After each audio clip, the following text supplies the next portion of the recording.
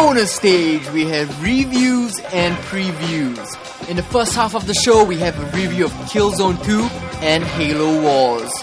And in part 2, check out our preview for the HTC Touch HD and the HTC Dream, also known as the Google phone.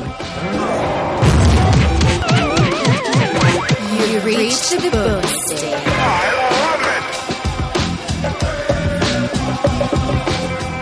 Bonus stage!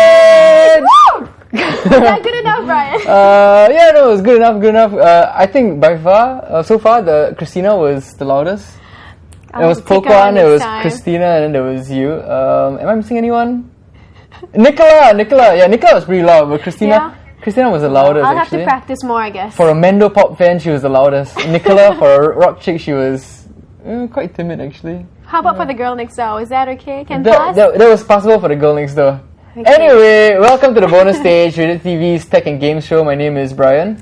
And I'm Eva, sitting in for Daryl, who has been long away. He's getting in touch with nature. Yes, apparently he's getting in touch with nature because he's like the tech knight here. He's the guy who deals with all the tech stuff. So I guess I guess he developed a slight technophobia. He needed to get out into the real world, I guess. Yeah, touch some trees a bit. Yeah. Anyway, in this first half, we got 2 game reviews for you. Both are hot titles which just got released. The first-person shooter Killzone 2 for the PlayStation 3, and following that is the real-time strategy game Halo Wars for the Xbox 360. Now here they are, back to back. Okay. Time to die! Killzone 2 is a sci-fi first-person shooter exclusively for the PS3. It's the third in the Killzone franchise after the original Killzone for the PS2 and Killzone Liberation for the PSP. Now in the first Killzone, you play as Captain Yan Templar, a special ops officer of the Interplanetary Strategic Alliance, or ISA. The game, not unlike the Call of Duty franchise, allowed you to play through the campaign as 3 different characters in the ISA, as they try and push back the attacking Helghast from their colony planet of Vector. The Helghast are a faction of humans who colonized the harsh planet of Helgon. Over the generations, the planet mutated the population, making them stronger, but dependent on the Helgon air, and not to mention giving them a hatred of normal humans. Our guns never tire, and we have beaten back the foe. Send them running.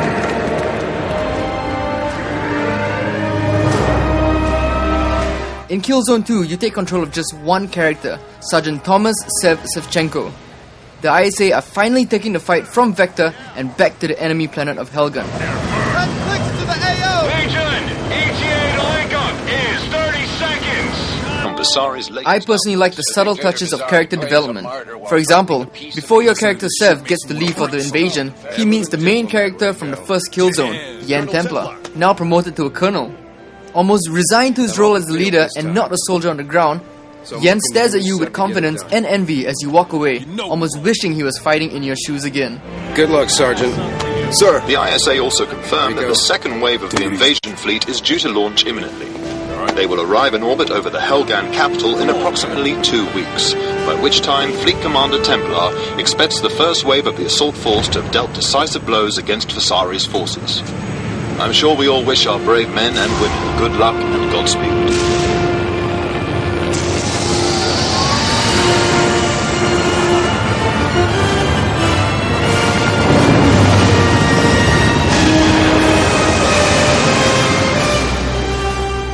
Okay, now let's address the obvious. The game looks phenomenal. No game on consoles has ever looked this good. Crysis for the PC is on par with Killzone 2, but at a cost of a high-end machine, where all you need is a PlayStation 3 and a copy of this game, all for about under $900.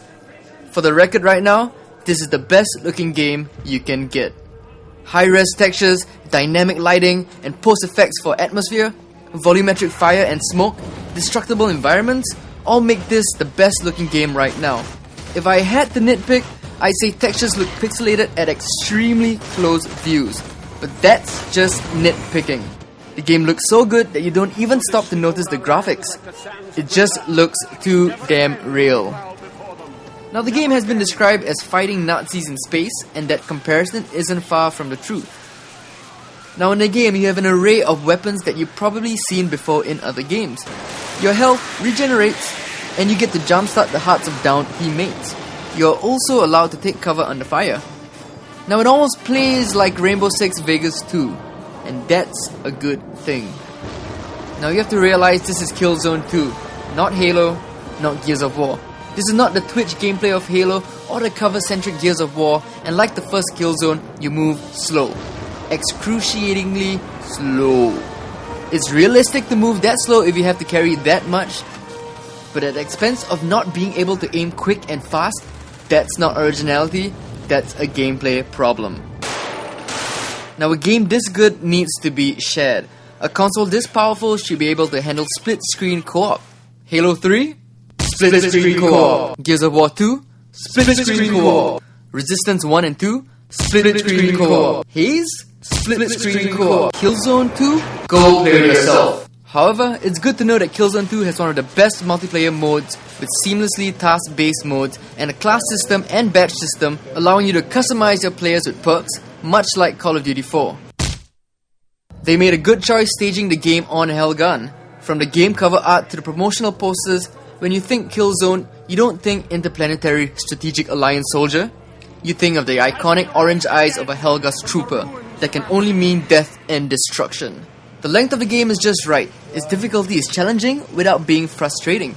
It sounds and looks like nothing at the moment. Killzone 2 does not reinvent the wheel, it is just the best wheel on the market right now. The upcoming Halo ODST or any future FPS are going to find it pretty hard to match this game's graphics, artificial intelligence, and set pieces. A worthy 9 out of 10. Sergeant, is this what the aliens were after? Seems so, ma'am. They sure paid a price trying to defend it.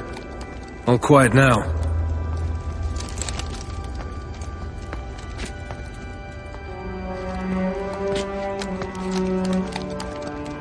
Hey, what are you doing? Nothing ventured, nothing gained.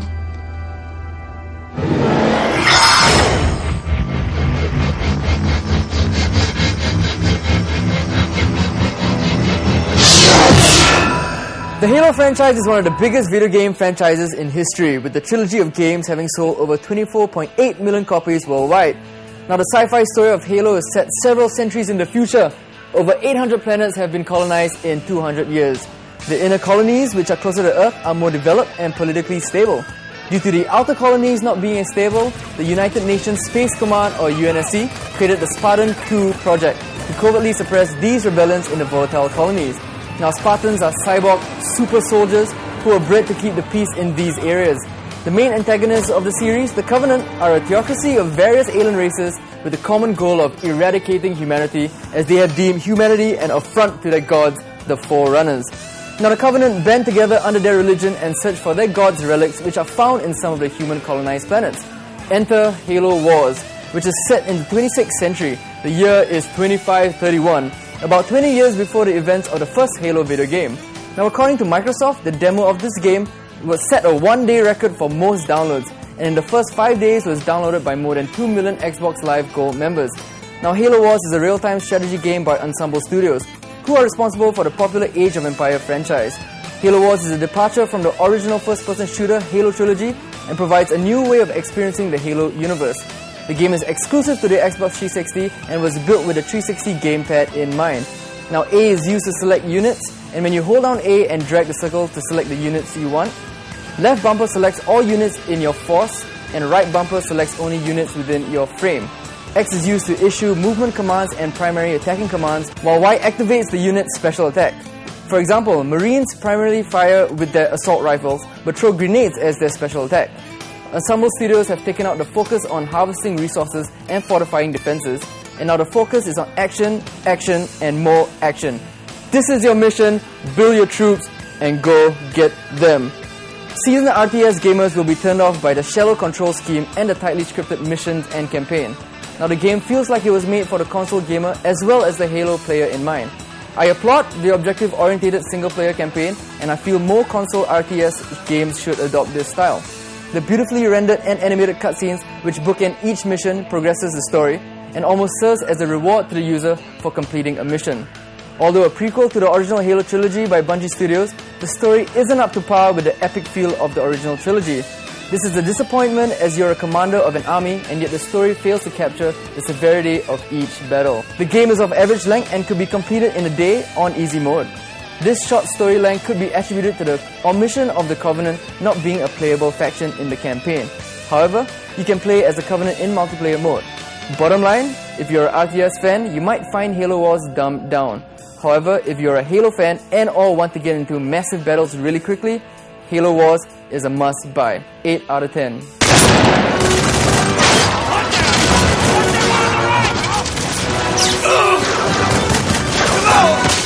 Spirit Forge! We're gonna need a little backup. Beautiful. You know, Brian, for a non-gamer myself, I actually thought that the very first game you reviewed, Killzone II, Yep. is that right? Yep. It's really impressive, the graphics. It's the best graphics right now. You know, I mean, a lot of people have either Xbox 360s or they have PlayStation 3s. These fans of each console that they're referred to affectionately as fanboys. And fanboys, they always come across as very biased.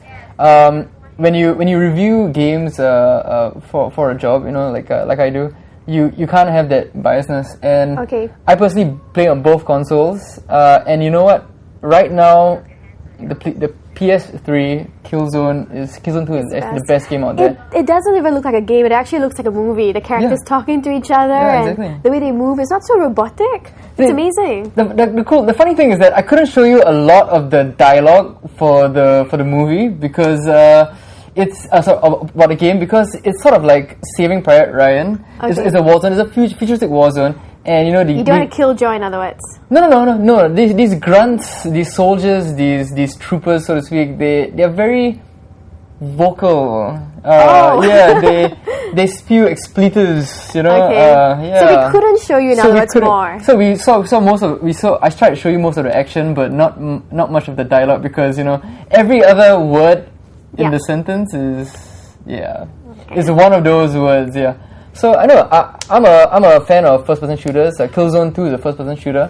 I know you don't play any games. I'm not gonna put you on the spot and ask you what your favorite game was, but I would want to ask you like if there was a game that you would want to play right now of all the bonus stages because you're at work week in week out and you sort of like see what games we put out there. You do watch the show, right? Well, yes. Yeah. Okay. So I mean, of all the games that we showcase week in week out, which is the game which you probably want to play the most? Okay. I actually not much of a fan of the whole Halo or Killzone kind of games. I find that's a bit too.